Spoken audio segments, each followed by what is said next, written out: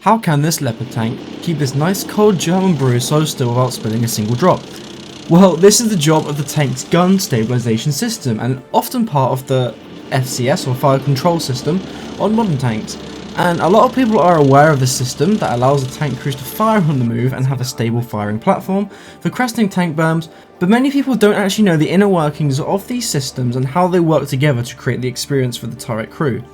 I will only be explaining how gun stabilisation aspect works in this video, but if you would like a video on what an FCS or fire control system is, then leave a comment below and spam that like button. But before we do get into the explanation, I just want to say a big thank you to the Ontario Regiment Museum in Canada and thank their kind engineer for helping me with the information in this video. It has helped a lot.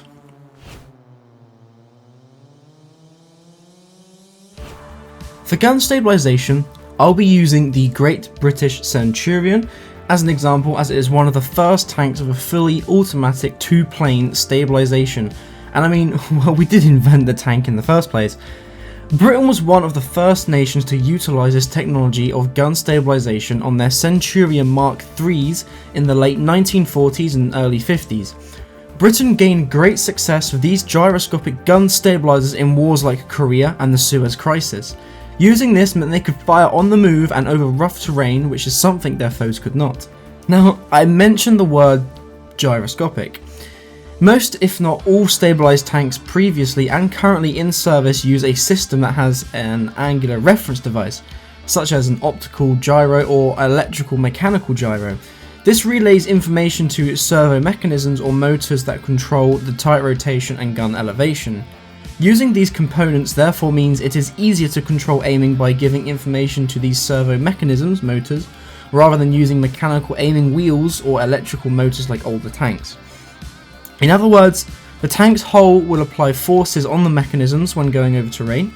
The system will detect these forces and apply force or movement in the opposite direction, cancelling out the movement force, keep the gun pointing at a target. Aiming will then apply more force on top of the negative balancing forces to move the turret and gun in the desired directions. I will try and explain the system using a set of images and videos from inside the Centurion Mark III, and I will also leave a video down below and on screen, up above right now, about inside the Centurion tank by the World of Tanks channel. You might have seen it. Now, in the first image we have here, we have two black Nissan-shaped boxes which house the electromechanical gyros that stabilise the gun elevation and turret rotation. Just so you know how this photo is orientated, to give you a better idea, it is taken from the floor looking up, and we would have the reloader here, the commander and gunner over there, and the gun barrel would go out of the tank this way. Before I explain how they relate to each axis, first I must explain what the gyro inside the boxes looks like and how that works, as they both house the same system but mounted on two different planes, hence the name two-plane stabilizer. I will leave a video down below for this.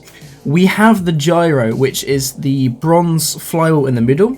This will spin at about 12,000 RPM, and if you know what a gyro is and how it works, then this should make sense. We're not going to do any science lessons here today, but they basically don't like to be moved on their axis. So when the tank's gun or turret moves on the plane that the gyro is mounted to, the gyro's flywheel will move slightly towards either side of the housing, and this will be picked up by an inductor, which detects how much the flywheel has moved from its center point.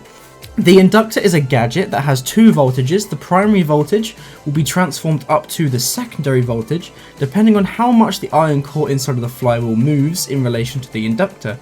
This difference is what is fed into the control box.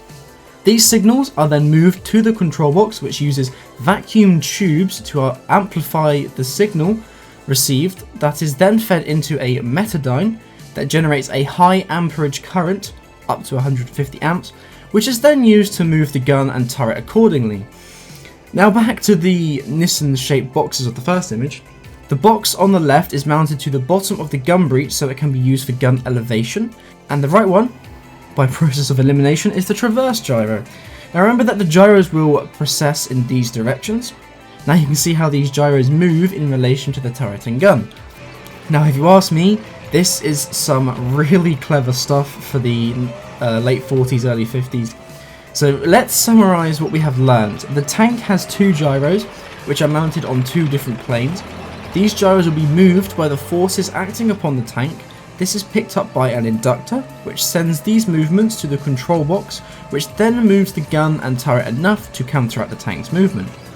To move the gun normally for aiming, you would just input a signal into the control mechanism instead of having direct connection to each movement motor itself. Anyway, on that note, I thank you guys for watching. I hope you have learned something from today's video. If anyone you know would like to learn how this tech works or is just interested in this, then please share it with them.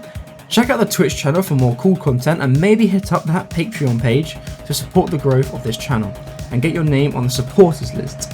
Don't forget to subscribe and hit that bell icon so you don't miss another engineering video. Thanks for watching, and I'll catch you in the next one.